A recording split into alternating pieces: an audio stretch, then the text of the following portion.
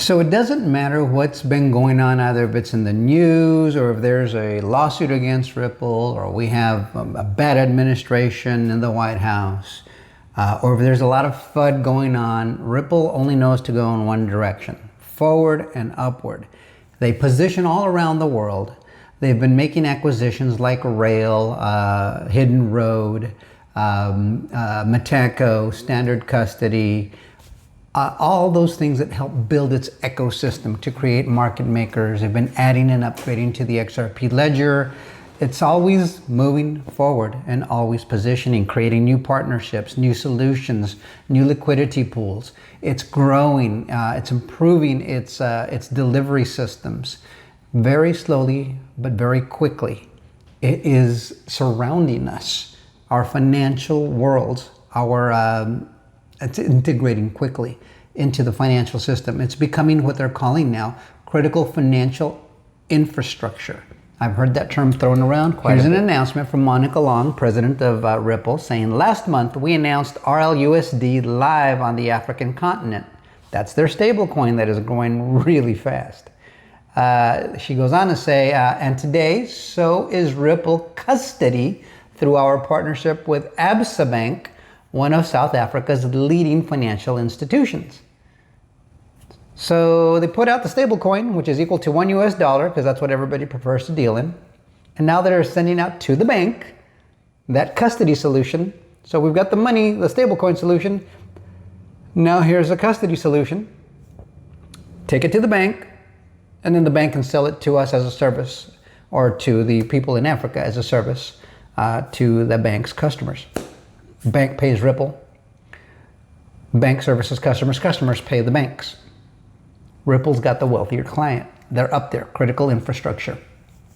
So Ripple today, Ripple announcing on their own little feed, is announcing that today we're excited to announce that Absa South Africa, one of Africa's leading financial institutions, is now Ripple's first major custody partner in Africa. And it, you can read out the whole article there, but it's their first custody partner. Well, Ripple has had other partnerships in Africa and other money transfer systems out in Africa, sort of like MoneyGram and Western Union. They've got a lot of partnerships out there already, but they're integrating. Every time you turn around, they're doing something new with some other country, whether it's in South America, in Asia, in Europe, or Africa. We're over here, and remember, XRP is still the only one with legal regulatory clarity. Meanwhile, we're over here waiting for that Clarity Act. Ripple's ready to go.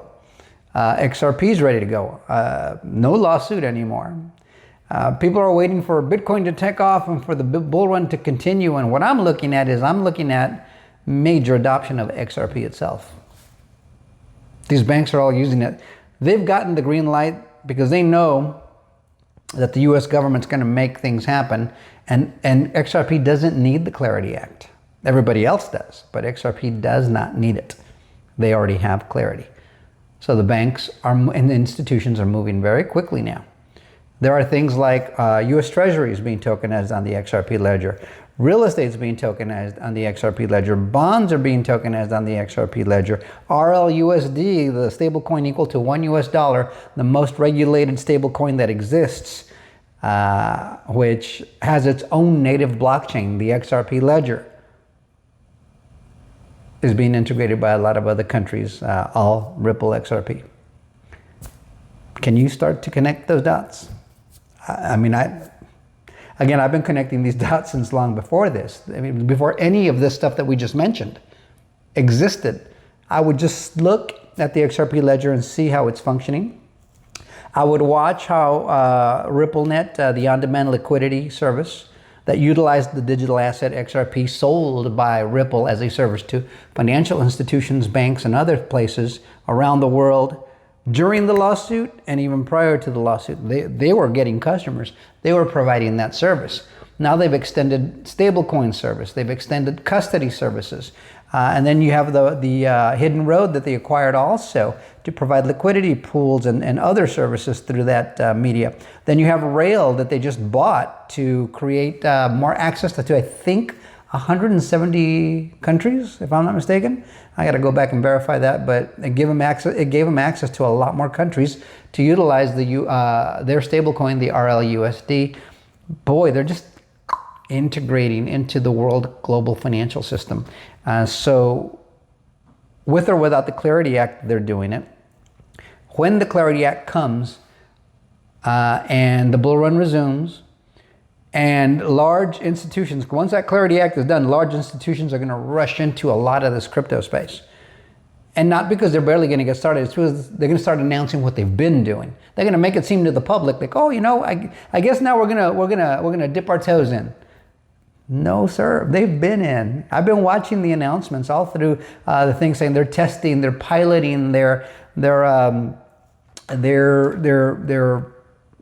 partnering, whatever you want to call it. They were building platforms, some consumer facing, some internal, right? Some institutional facing, some government facing, and definitely consumer facing solutions and platforms and systems so that they can tokenize everything and integrate it very quickly, because this is going to happen like this. And if you're not ready, you can't compete. And if you can't compete, you lose before the light goes green. Clarity Act is that green light. President Trump and his pro-crypto stance have been that green light. And so when I see something like this, and you're seeing it all the time, just go on the feed for Ripple. Go look at it. Go look at it over the last 12 or 24 months. You're going to see a lot of announcements exactly like this. They're partnering here, they're integrating there. You're going to see a long list of banks, countries, financial institutions, new solutions. You're going to see a bunch of news all through that time. Most of it didn't ever hit our business financial news here in the United States. It doesn't matter if it's Bloomberg or Squawk Box or Fox Business. They are gatekeeping, they are gaslighting. You need to get with it and understand what is happening with money. It's exciting, but it's more exciting when you understand it, and you only understand it if you take the time to look at it. Hopefully you're doing that.